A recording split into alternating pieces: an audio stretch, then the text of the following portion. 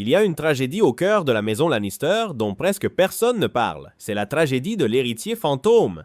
Cersei Lannister a passé toute sa vie à croire un mensonge. Elle croit qu'elle est Tywin Lannister, simplement dans un monde qui ne la laisse pas l'être. Elle croit que la seule raison pour laquelle elle ne gouverne pas est le patriarcat. Mais à la saison 3, Tywin la regarde dans les yeux et, avec une seule phrase, démantèle complètement cette identité.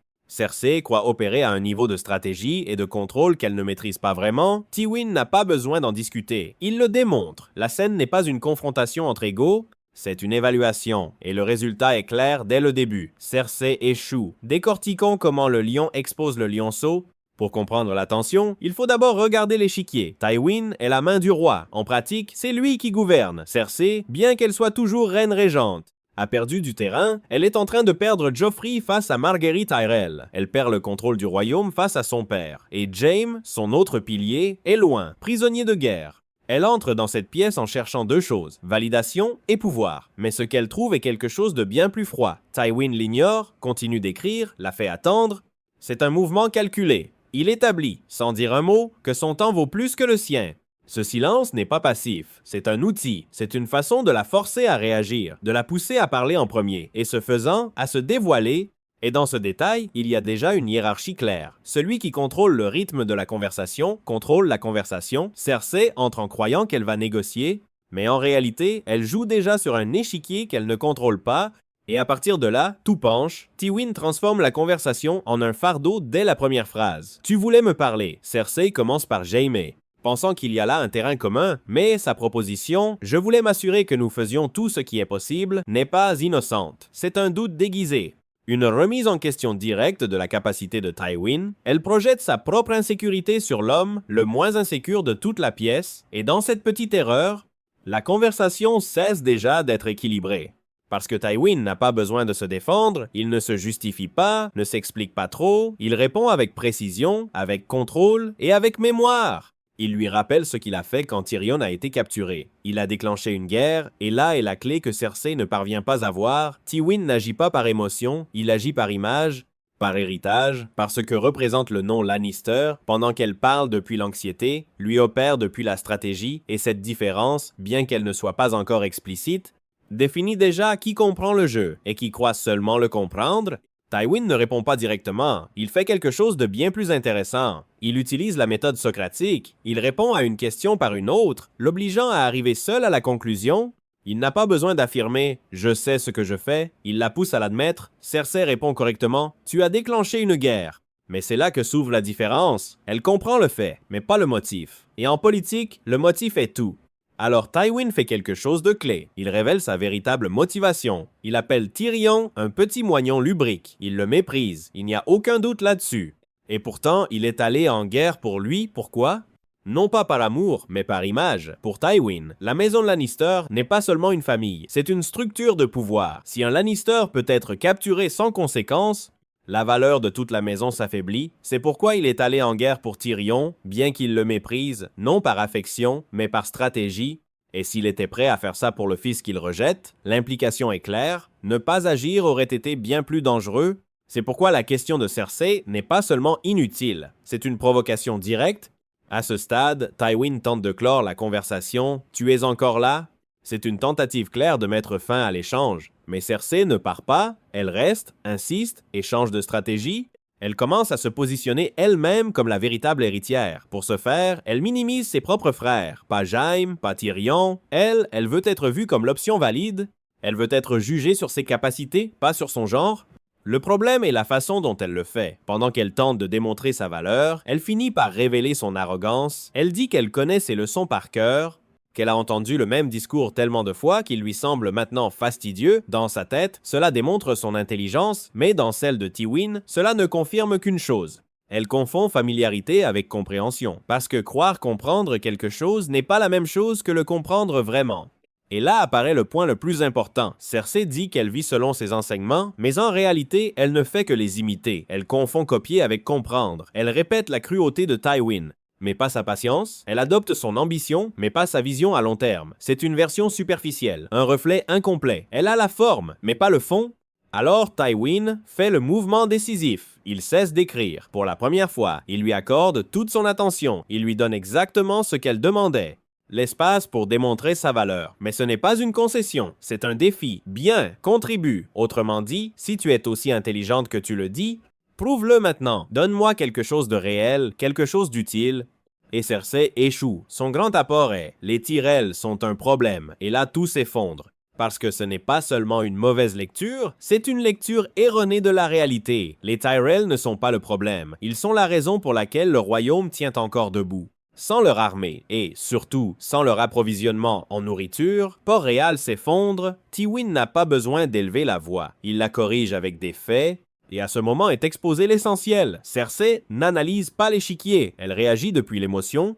Margaery a planté ses griffes dans Joffrey, c'est ainsi que Cersei le présente, mais ce qu'elle décrit n'est pas une vraie menace politique, c'est quelque chose de bien plus personnel. Margaery comprend Joffrey, sait comment l'influencer, comment rediriger ses impulsions et comment façonner ses émotions à son avantage, et c'est là qu'apparaît la vraie fissure. Cersei n'analyse pas une stratégie, elle réagit depuis la jalousie, parce qu'elle veut ce contrôle, elle l'a toujours eu, et maintenant elle est en train de le perdre.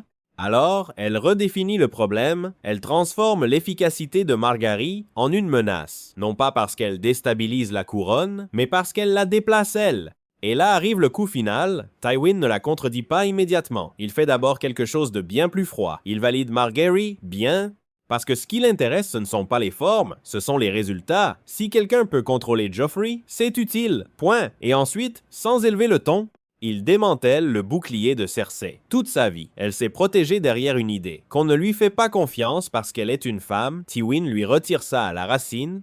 Ce n'est pas pour ça, c'est parce qu'elle n'est pas aussi capable qu'elle le croit, et cette phrase n'est pas seulement une insulte, c'est un diagnostic.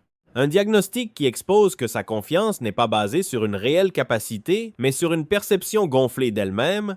Cersei ne l'accepte pas. Elle ne peut pas. Alors elle contre-attaque, elle le défie directement. Si c'est si simple, qu'il le fasse lui-même. Et Tywin, sans hésiter, répond. Il le fera. Et le plus important, c'est qu'il tient parole. Dans la scène suivante, il affronte Joffrey et le soumet sans effort, avec un contrôle absolu, sans cris, sans chaos.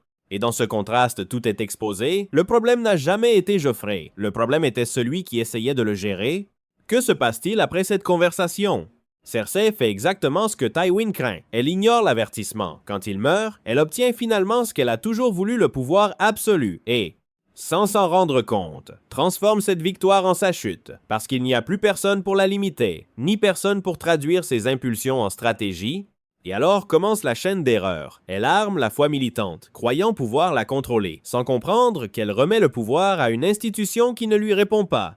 Elle s'éloigne des Tyrells, affaiblissant l'alliance qui soutenait le royaume. Elle ignore la dette, la logistique, l'équilibre politique. Tout ce que Tywin voyait comme essentiel, elle le traite comme secondaire. Et c'est là que sa supériorité déborde, sans frein, sans structure. Sa façon de penser devient autodestructrice. Le résultat n'est pas immédiat, mais il est inévitable. Son humiliation publique, la perte de ses enfants et l'effondrement de tout ce qu'elle tentait de soutenir. La grande ironie est celle-ci. Cersei n'a jamais été opprimée par son père, elle était contenue par lui. Pour comprendre pourquoi ce moment est si brutal, il faut aller au-delà de la série et regarder les livres. Dans Festin des Corbeaux, il y a une conversation qui révèle quelque chose de fondamental sur Tywin. Jaime parle avec sa tante Genna Lannister, l'une des rares personnes qui ne lui a jamais eu peur, et elle lui raconte une scène du passé. Un dîner de famille où elle a dit à voix haute ce que personne d'autre n'osait dire. Elle n'a pas désigné Jaime, elle n'a pas désigné Cersei. Elle a regardé Tywin directement dans les yeux et lui a dit « Tyrion est ton fils, pas toi ». Elle ne parlait pas de sang, elle parlait d'essence. Elle lui a dit que Tyrion était le seul à avoir hérité de son esprit, de sa capacité politique et de sa vraie dureté. Et la réaction de Tywin dit tout. Il ne lui a pas parlé pendant 6 mois, non pas parce que c'était une folie, mais parce que c'était vrai.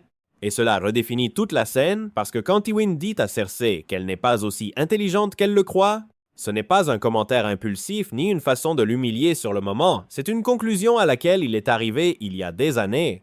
Une évaluation silencieuse qu'il accumule depuis bien avant cette conversation. Dans les livres, son intelligence est décrite comme une ruse basse. Elle est capable de tramer, de manipuler dans l'immédiat, de tendre des pièges simples, mais elle ne peut pas soutenir une stratégie à long terme.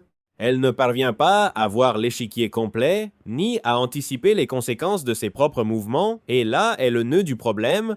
Cersei n'échoue pas par manque d'ambition, elle en a à revendre, elle échoue par manque de profondeur, elle croit jouer le même jeu que son père, mais en réalité, elle est piégée dans une version bien plus petite, plus courte, plus réactive.